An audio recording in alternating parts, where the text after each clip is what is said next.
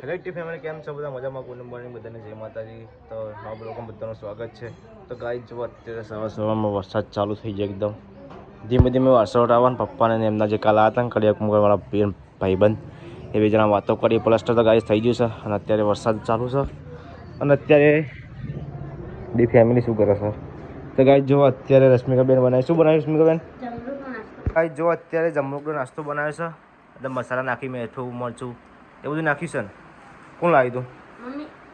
એવું એમ. તો ગાઈસ જો જમનાબેન અત્યારે ફોન ફેરી છે. વિરમ તો સ્કૂલ જવાની તૈયારી કરીએ ને. તો ગાઈસ જો અત્યારે વરસાદ ચાલુ છે અને તમે જોઈ શકો છો પ્લસ્ટર ગાય એકદમ રેડી થઈ ગયું છે. ખાલી દરવાજો નાખવાનું બાકી. ગાઈસ પ્લસ્ટર થઈ ગયું એકદમ. વરસાદ ચાલુ છે અત્યારે થોડો થોડો. તો ગાઈસ જો અત્યારે એકદમ પ્લસ્ટર રેડી થઈ ગયું છે અને પછી થોડા દિવસની અંદર કલર કરવાનું બાકી છે, એટલે કલર કરવો પડશે. અને ગાઈસ દરવાજો પર નાખવાનો છે.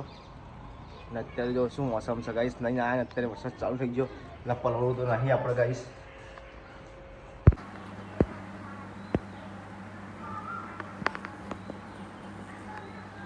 તો ગાઈસ જો અહીંયા તો રોટલા બનાવી છે. અને આવું બનાવ્યું તો ગાઈસ મમરા વંગારા બનાવ્યા રશ્મિકા આજે. તો ગાઈસ ખાવાના બનાવે છે ભટ્ટાનું શાક અને સાસ અને ડુંગળી અને બાજરીના રોટલા ગાઈસ. તો ચલો ગાઈસ આપણે ખાવાનો ટાઈમ થઈ જશે, ખાઈ લઈએ.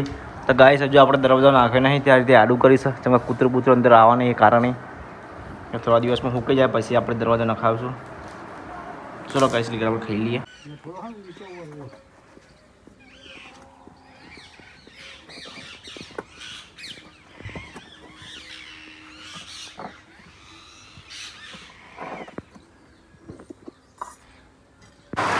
તો ગાઈસ જો અત્યારે પાવ વરસાદ ચાલુ થઈ જશે.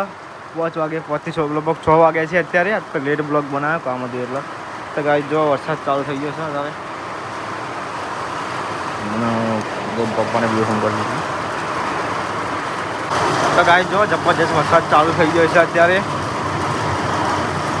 નાવાની જવું છે કા નાવા ચમ?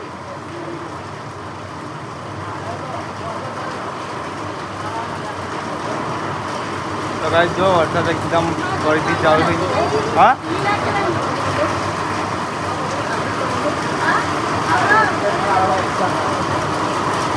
તો ગાઈસ વરસાદ જોરદાર પડે અત્યારે. આજ તો પાટણમાં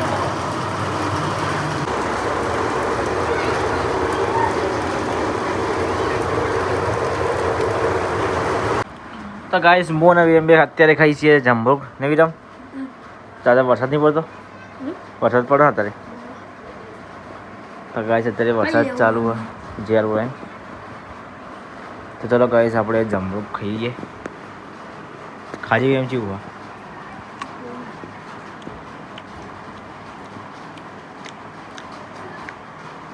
જમફળ જેવું લાગે નહીં ભાઈ?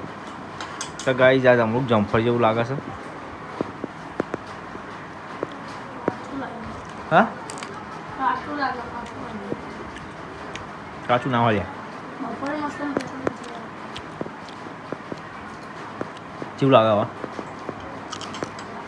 કાચું છો? કાચું ના હોય કાઠું.